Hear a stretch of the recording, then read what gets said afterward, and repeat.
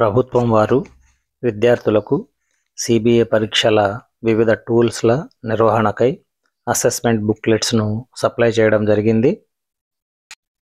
ఈ బుక్లెట్ నందే సిబిఏకి సంబంధించిన టూల్స్ అయినటువంటి students reflections, written work, project work మరియు ఎగ్జామ్స్ను వ్రాయించాల్సి ఉంది. ప్రతి విద్యార్థికి సపరేట్గా బుక్లెట్స్ను సప్లై చేయడం జరిగింది. ఈ బుక్లెట్స్ నందు విద్యార్థి యొక్క ప్రొఫైల్ను ఫిల్ చేయాల్సి ఉంది. అందులో ముఖ్యంగా విద్యార్థుల యొక్క name, roll number, class, section, name of the school fill చేయడంతో పాటు ఈ అపార్ ఐడిని కానీ లేదా పెన్ ఐడిని కానీ మనం ఎంటర్ చేయాల్సి ఉంది. మన దగ్గర అడ్మిషన్ నెంబరు, చైల్డ్ ఐడీలు మాత్రమే ఉంటాయి.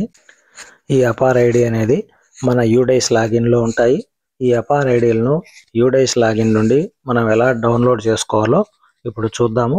డౌన్లోడ్ చేసుకొని వాటిని ఈ బుక్లెట్స్లో ఫిలప్ చేసుకోవాల్సి ఉంది. అది ఎలా డౌన్లోడ్ చేసుకోవాలో చూద్దాం. మొదటగా గూగుల్ ఓపెన్ చేసి యూడైస్ ప్లస్ అని ఎంటర్ చేసి క్లిక్ చేయాలి. క్లిక్ చేసిన తర్వాత మొదటి లింక్ అయిన యూడైస్ ప్లస్ యొక్క హోమ్ పేజ్ ఈ విధంగా ఓపెన్ అవుతుంది. ఇక్కడ లాగిన్ ఫర్ ఆల్ మాడ్యూల్స్ పై క్లిక్ చేయాలి. సెలెక్ట్ చేసుకోవాలి. గో పై క్లిక్ చేయాలి.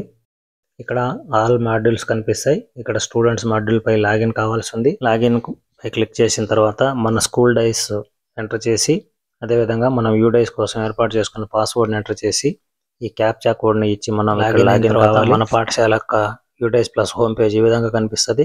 ఇక్కడ కరెంట్ అకాడమిక్ ఇయర్ 2025-26 పై మన స్కూల్ ఇన్ఫర్మేషన్ మొత్తం కనిపిస్తుంది. అది ఒకసారి వెరిఫై చేసుకుని దాన్ని క్లోజ్ చేయాలి. ఇక్కడ మన పాఠశాలలో ఉన్నటువంటి అన్ని తరగతులు, ఆ తరగతికి సంబంధించిన విద్యార్థుల సంఖ్య ఇక్కడ కనిపిస్తుంది. ఈ అపార్ ఐడీల కోసం ఈ లెఫ్ట్ సైడ్ ఉన్నటువంటి మెనూ బార్ పై అపార్ మాడ్యూల్ అనే దానిపైన క్లిక్ చేయాలి. ఈ అపార్ మాడ్యూల్ యొక్క హోమ్ పేజ్ ఈ విధంగా మనకు డిస్ప్లే అవుతుంది. ఇక్కడ మనం క్లాస్ ఆప్ చేసుకోవాలి. ఏ క్లాస్ విద్యార్థుల యొక్క అపార్ ఐడి మీకు కావాలో ఆ క్లాస్ని ఆప్ చేసుకొని సెక్షన్ ఆప్ చేసుకున్న తర్వాత గో పై క్లిక్ చేయాలి. గో పై క్లిక్ చేస్తే ఆ తరగతిలోనే విద్యార్థుల డిస్ప్లే అవుతాయి. అపార్ ఐడి జనరేటెడ్ అని అపార్ ఐడీలు మనకు ఇక్కడ కనిపిస్తాయి. ఈ అపార్ ఐడీలను మనం మనకిచ్చిన బుక్లెట్లో నమోదు చేసుకోవాలి. ఈ విధంగా అపార్ ఐడి